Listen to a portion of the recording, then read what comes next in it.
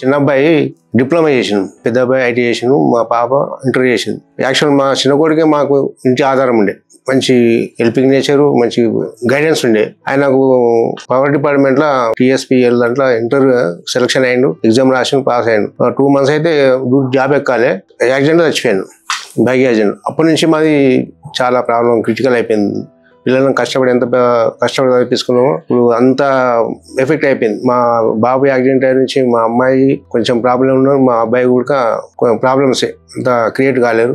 ఏది ఇప్పుడు నేను కూడా సెక్యూరిటీ ఉద్యోగం చేసుకుంటా మా ఫ్యామిలీ నడిపించుకుంటూ, మా అబ్బాయితోనే మా చిన్న అబ్బాయితోనే చాలా ప్రాబ్లం క్రియేట్ అయింది. అంతకుముందు బాగానే ఉన్నాం, మా పిల్లలు చదువుకోరు కదా, కంప్లీట్ అయిపోయింది కదా, మంచి భవిష్యత్తులో బాగుపడతామని అనుకున్నాం. కానీ అనుకోకుండా మా అబ్బాయితోనే చాలా ప్రాబ్లం అయింది సార్. నేను చిన్నప్పటి నుంచి అంటే ఫ్యామిలీ తరఫు నుంచి అంత నేను బాధపడలే, కానీ పిల్లలు చదివించి కష్టపడి చదివించి ఒక స్టెప్కి వచ్చిన తర్వాత మా అబ్బాయి అట్లా అయిపోయినా మాకు చాలా ఈ 4 years ప్రాబ్లం ఉంది సార్.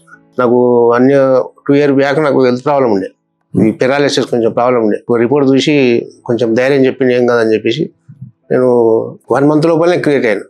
హాస్పిటల్ స్టాఫ్ కానీ మా సెక్యూరిటీ ఫీల్డ్ కానీ ఒక మానసికంగా ధైర్యం చెప్పేటోళ్ళు ఉన్నారు. నీకేం కాదు, ఈ విషయం ఇట్లా మేము అందరం ఉన్నామని చెప్పేసి అంత సపోర్టింగ్ గానే ఉన్నది. హాస్పిటల్ నుంచి మంచి గౌరవం ఉన్నది నాకు.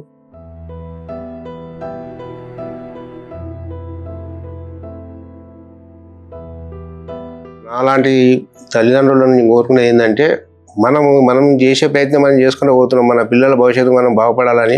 నేను కోరుకునేది ఏంటంటే మనం ఏది జరిగినా కూడా మనం దిగజారిపోతే మిగతా వాళ్ళు ఆగమవుతారేమని చెప్పేసి మనం ముందుకు పోయి మనం ఇంకా ఉన్న పిల్లలైనా కానీ మన ఫ్యామిలీ కానీ సపోర్టింగ్ ఉండి మనం ముందుకు చేసుకుపోవాలని చెప్పి మనమే దిగజారిపోతుంటే ఇంకా మన ఫ్యామిలీ మనం ఇంకా దిగజారిపోతుందని నా ఉద్దేశం. ప్రతి తల్లిదండ్రులు అర్థం చేసుకోవాల్సిందే కోరుతుంది. నేను ప్రస్తుతానికైనా కూడా నేను నా ఫ్యామిలీ ఎంత ప్రాబ్లంలు ఉన్నా ఏది ఉన్నా మాత్రం నేను కష్టం చేసుకుంటూ నా ఫ్యామిలీకి ధైర్యం చెప్పుకుంటూ మనకంటూ ముందు ఏదైనా మనకు మంచి రోజులు వస్తాయని చెప్పేసి కోరుకుంటున్నాను.